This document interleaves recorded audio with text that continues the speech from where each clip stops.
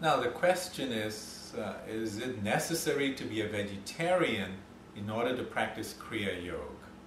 Especially the Kundalini Kriya Yoga of Babaji that we're talking about. My answer is a qualified no, it isn't necessary to be a vegetarian. With every breath we take, we are killing millions of bacteria, and there are bacteria in our stomach which we also destroy. So we're performing genocide. So from the perspective of taking life, okay, of non-harming, we're being very selective. We're looking at things which we can see, and we're neglecting those lives that we cannot see with our eyes. Right? So it's a very selective non-violence that we practice. So that can't be the reason to be a vegetarian either. For me personally, it's my own experience is that it is practical to eat less meat and move towards a vegetarian state in order to accelerate one's spiritual practice, in order to accelerate one's spiritual evolution. It actually is beneficial to eat less meat. Okay? The reason is that I utilize a 5-body model for yoga. Okay? We have a physical body, we have an energy body, an emotional body, a mental body, and a causal body. Okay? And our energies, emotion, and mental states, thoughts, they reside in some of these subtle bodies. Guess what? Animals, higher animals especially, they also have some of these subtle bodies. And so when you eat meat, okay, red meat of a pig or a cow, right, you're actually not just digesting the physical body, which is the proteins and carbohydrates which we focus on, but you're also going to be digesting the emotions, the energy states. Okay, and guess what kind of emotions some of these animals have, especially when they're getting slaughtered? Okay, fear, anger, lots of passions. That's why we say animal passions. So we actually have to digest these passions, these fears and these anger when we eat meat. Just keep that in mind. It's actually the experience, my own experience, and it's the experience of those who become more sensitive as they practice more and more.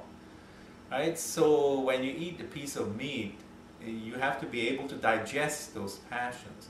And guess what? Most of the time they interfere with our practice. When you sit down for meditation after you've eaten a dish of meat, okay, versus when you've eaten a dish of vegetables, you will be able to tell the difference. Okay, your thoughts, the mental states you're able to get into are very different. Okay, with eating meat and eating a vegetarian dish. When you eat the vegetarian dish and try to meditate, it's much more difficult. Okay, lots of negative thoughts come. Okay, your fear issues, they come out. Your anger issues, they can come out. And so this is actually practical experience. So, I wouldn't recommend soldiers being vegetarian. I mean, I really don't want to have a vegetarian army, right? I think they probably won't have the will to fight that much, okay, or that hard. I mean, they're too peaceful. I mean, they'll lose every battle they fight. So, I mean, for soldiers, it's fine.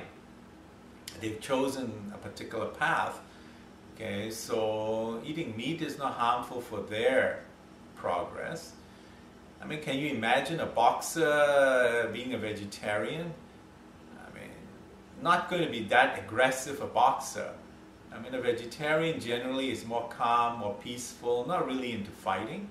So I mean, if you want to take up boxing as a profession, I think being a vegetarian would be harmful, not beneficial. Okay? But let's say you're now taking up a spiritual path. You want to evolve your consciousness. All right? You want to take the next step in spiritual evolution. That's totally different. Okay? You want to take up a spiritual practice, then you have to really consider what kind of diet you're going to take. Okay? Whether you want to have meat, which is going to interfere with your practice, or you're going to eat more vegetarian food, which is going to be less interfering with your practice, more beneficial for you. So that's an individual choice all of us have to make. Now, I'm not saying that you have to be a vegetarian fully. I mean, eggs, especially unfertilized eggs, you know, have no emotions, no energetic interferences.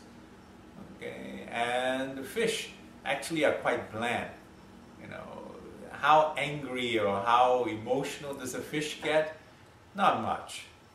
Okay, that's one of the reasons we are able to eat vegetables with less interference, is because, you know, even though all life, even cabbage, even flowers, okay, fruit, they're part of life. All right, when we eat them, okay, we have to, because we have to survive. We're part of the food chain, right? But they emit less emotions and feelings. Okay? But they do have feelings. It has been proven that even flowers and trees have feelings and emotions.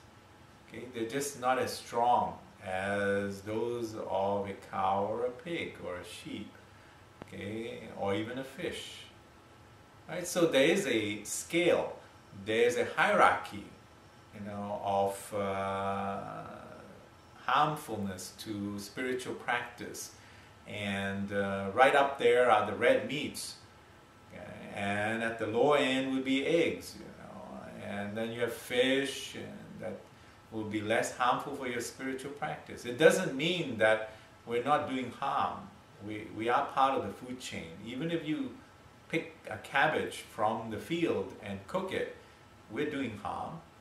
Okay? In fact, you know, my master used to say, you know, a cabbage, you know, can't run away, whereas an animal can run away. I mean, you're really, you know, taking advantage of the vegetables that have no choice, but, you know, they're stuck to the earth, so we can easily grab them.